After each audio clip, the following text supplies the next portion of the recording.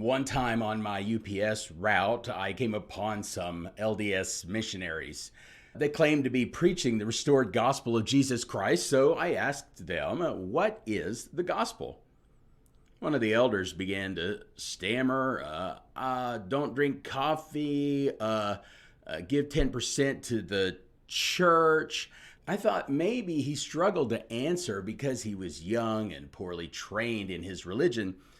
But I found out later that no Mormon can correctly answer the question because the answer invalidates Mormonism.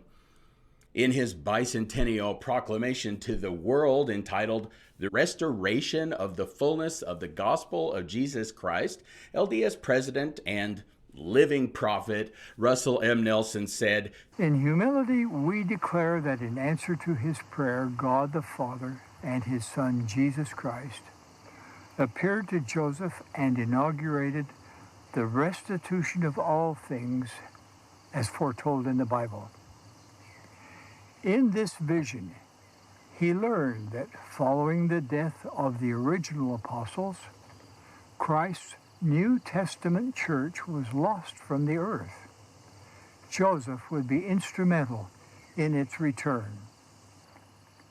We affirm that under the direction of the Father and the Son, heavenly messengers came to instruct Joseph and reestablish the church of Jesus Christ." So only the Mormon Church has the restored gospel and is thereby Christ's church. Well, here's the problem. The gospel never needed restoring. The word gospel in English comes from the New Testament Greek word euangelion, which means the happy announcement. It never referred to rules in a sacred text, moral prescription, religious rites, church hierarchical structure, or procedural institutions. Never.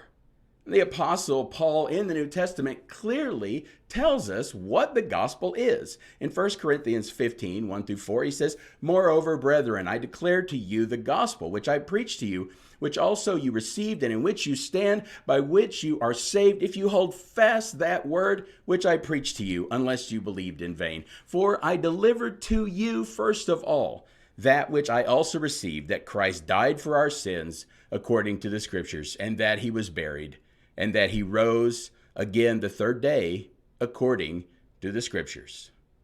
That's it. That's all there is to it. At no point in history was that message ever lost to the church, and so it has never needed restoring. Lest someone say that the gospel was just the first part of Christ's instructions to the world, let me turn your attention to Galatians 1, 6-8.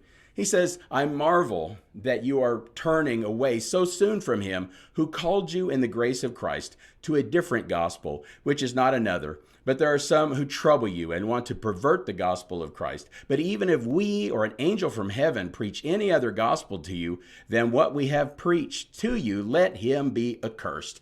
The story about Jesus' death and resurrection is 100% of the revelation of God. Paul said that if an angel or even if he were to come back and preach something else, they would be under God's curse. From Acts 13, it's apparent that Paul only had 2 occasions to communicate his gospel to the Galatians before being run out of town. But that was okay because he had already delivered 100% of the revelation of God to them. Having done that, he closed the door on any kind of continuing revelation, even if he were the supposed deliverer of it. How different was his approach from that of Russell Nelson? "We gladly declare that the promised restoration goes forward through continuing revelation." Bottom line, no Mormon can correctly answer what is the gospel because anyone who answers correctly rejects Mormonism.